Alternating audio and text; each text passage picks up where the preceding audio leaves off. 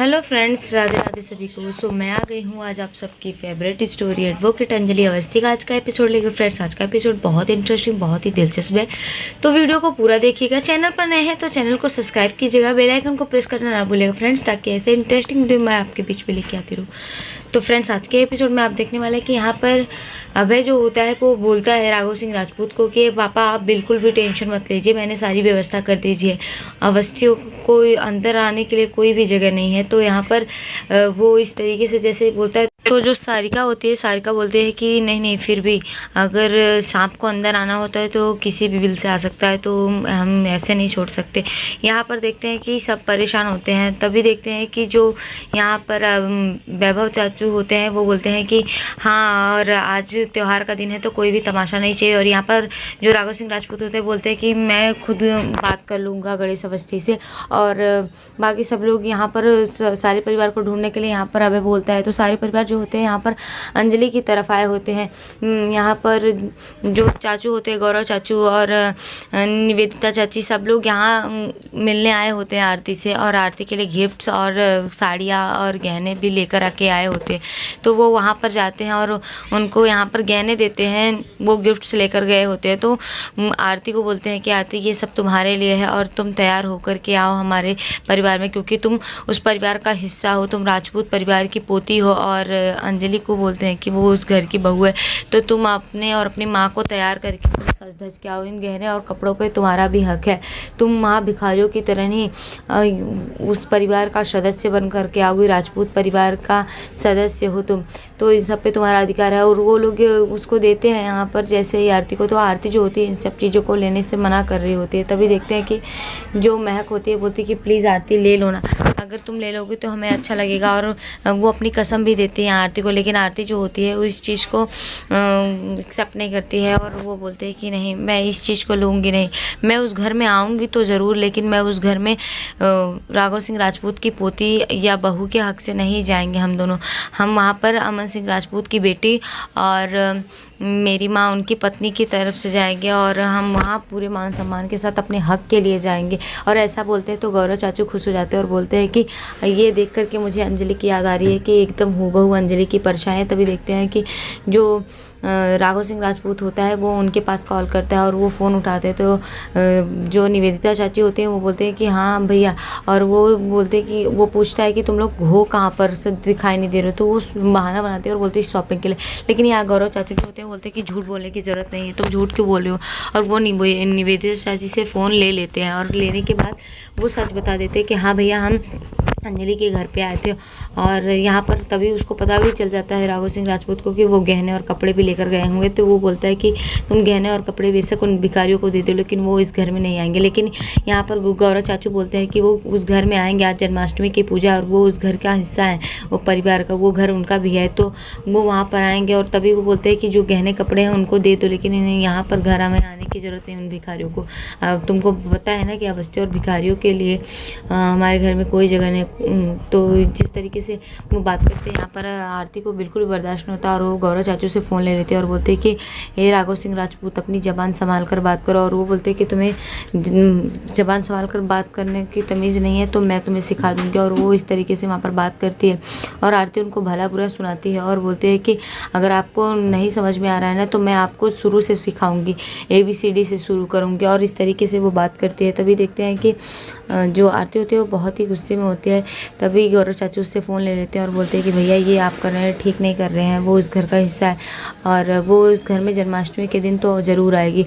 तभी देखते हैं कि गौरव चाचू जैसे ही फ़ोन करके बात करते हैं, यहाँ आरती बात करने के बाद उनको बहुत भला बुरा बोलती है। और आरती को अच्छा नहीं लग रहा होता है, क्योंकि उसकी वजह से इन सबकी बेइज्जती हो रही थी। लेकिन आरती उनको ज़रूर सबक सिखाएगी, इसलिए आरती बोलती है कि जब मैं ये गहने कपड़े नहीं लूँगी, और वो मना कर देती है और बोलते हैं कि जब वो इस घर में मुझे अपनी पोती के तरह से स्वीकार करेंगे और मेरी माँ को उस घर की बहू स्वीकार करेंगे, तभी मैं इन सब चीज़ों को लूँगी। और एक भी फूटी कौड़ी मैं तब तक नहीं लूँगी जब तक वो मुझे उस घर का सदस्य नहीं स्वीकार करते मान सम्मान से, और ये तो मैं करके रहूँगी। इतना बोलती है। तभी देखते हैं सब जाने लगते हैं वहाँ पर।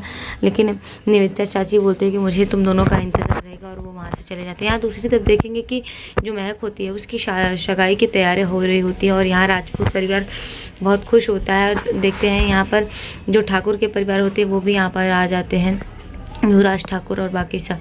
यहाँ आरती जो होती है वो अपनी माँ को लेकर के जाने के लिए वहाँ तैयार होती है। यहाँ देखते हैं कि उदय राजवंशी जो होते हैं और प्रताप राजवंशी वो भी वहाँ पर पहुँच जाते हैं। उनके यहाँ पर वो भी शामिल होते हैं। तभी उनका स्वागत करते हुए जो वैभव चाचू होते हैं वो बोलते हैं कि आप लोग अंदर आइए, और स्वागत करते हैं उनका और बोलते हैं कि सगाई की तैयारियाँ। तो उनके बाकी सबके बारे में पूछते हैं। तभी देखते हैं कि वो यहाँ पर चंद्रभान ठाकुर के बारे में भी पूछते हैं, लेकिन उनकी पत्नी जो होती है बोलते हैं कि जी अभी उनको कुछ काम था इसलिए वो नहीं आए।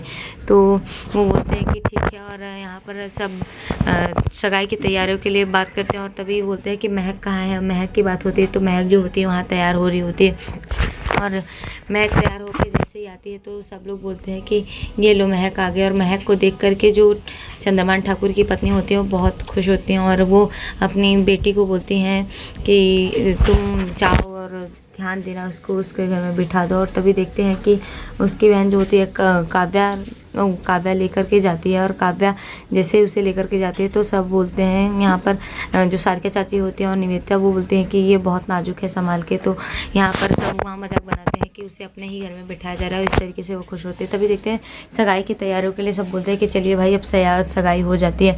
लेकिन तभी यहाँ पर देखते हैं कि जो चाची जी होते हैं वो बोलते हैं कि अब सब तो हो गया, चंद्रभान ठाकुर जी नहीं आए तो चंद्रभान जी को भी आने दो, ताकि हम अच्छे से यहाँ कर सके सगाई। तो वो उनकी पत्नी जो होती है चंद्रभान ठाकुर की वो बोलते हैं कि हाँ ये भी बात ठीक है। तो तब तक यहाँ पर देखते हैं कि जो निवेदिता चाची होती हैं वो बताते हैं कि हमारे यहाँ हमने तब तक के लिए कुछ प्रोग्राम रखा है। और यहाँ पर जो राघव सिंह राजपूत होते हैं वो भी बोलते हैं कि हाँ हमने कुछ व्यवस्था करी है। और तभी युवराज ठाकुर जो बोलता है वो बोलता है ऐसा क्या रखा है आपने। तो वो बोलते हैं कुछ नहीं, हमने बस एक प्रोग्राम रखा है जब तक सगाई नहीं होती। तो कृष्ण भगवान के जन्म से रिलेटेड है, तो हम यहाँ पर जो भी फंक्शन होंगे उनसे रिलेटेड होंगे। यहाँ भक्ति भी हो जाएगी और एंटरटेन भी हो जाएगा, तो सब खुश हो जाते हैं। और यहाँ पर तभी देखते हैं कि एक गाना प्ले होता है और सब यहाँ पर जो सानिया होती है बोलती है कि हम सब लोगों को पार्टिसिपेट करना होगा। तभी देखते हैं राघव सिंह राजपूत और चंद्रभान जी की जो पत्नी होती है वो बोलते हैं कि नहीं हम बुजुर्ग हैं तो हमसे ना करवाओ वो। तो बोलते हैं कि ठीक है। और यहाँ पर तभी देखते हैं कि सब लोग वहाँ पर शुरू हो जाते हैं, डांस का माहौल बन जाता है। और यहाँ पर सब एक भक्ति सॉन्ग बजता है जिसमें सब लोग डांस करते हैं। और यहाँ पर जो युवराज ठाकुर होता है वो भी डांस करता है, और चंद्रभान अभी तक नहीं आए होते तो इसलिए सब इसी में माहौल में घुले होते हैं। यहाँ पर देखते हैं महक भी होती है, युवराज के साथ डांस करती है अभय, और जो भजन सिंह होता है वो भी वहाँ पर डांस प्ले करता है। और सारे घर वाले वहाँ पर एक डांस प्ले करते हैं और सब बहुत ही खुश होते हैं क्योंकि ये माहौल सगाई का होता है। तो वो लोग इस मोमेंट को अच्छे से फील कर रहे होते हैं, सब बहुत ही खुश होते हैं। तभी देखते हैं कि यहाँ पर जो कली होती है वो भी अपना परफॉर्मेंस दिखाते हैं, और कली भी उस माहौल में घुल जाती है। कली भी डांस करती है, काव्या ठाकुर, और पूरा परिवार यहाँ पर खुश होता है क्योंकि ये सगाई का माहौल होता है। तो सब यहाँ पर खुशियाँ मना रहे होते हैं। और यहाँ पर देखते हैं भजन भी अच्छा डांस कर रहा होता है, और भक्ति सॉन्ग पे ही सब प्ले करते हैं, और यहाँ माहौल भी अच्छा बना हुआ होता है। कली भी अपना एक डांस करती है, और वेद जो होता है वो भी डांस करता है। तभी देखते हैं कि वेद जो होता है कली के साथ डांस करता है, तो उसे यहाँ पर आरती नज़र आने लगती है, और वो आरती के बारे में सोचने लगता है कि वो आरती के साथ डांस कर रहा है। और आरती के बारे में सोच करके वो उस चीज़ को फील कर रहा होता है, और वो आरती के बारे में ही सोच रहा होता है। तो यहाँ पर आरती के साथ वो हर माहौल को सोच रहा होता है। और यहाँ पर सारे परिवार जो होते हैं एंजॉय कर रहे होते हैं, सबको बहुत ही अच्छा लग रहा होता है क्योंकि फाइनली आज काव्या की सगाई हो रही है इतने समय बाद। तो वो लोग इस माहौल को अच्छे से खुशहाल ज़िंदगी बिता करके यहाँ माहौल को एंजॉय कर रहे होते हैं। तभी देखते हैं कि यहाँ पर वेद जो होता है वो सोचता है कि आरती मेरे पास है, तो उस माहौल में एकदम से खो जाता है। तो आज के एपिसोड में इतना ही फ्रेंड्स, मिलते हैं आपसे नेक्स्ट एपिसोड में, जहाँ पर देखेंगे कि आरती जो है अपनी माँ अंजलि को लेकर के आ जाएगी राजपूत हाउस,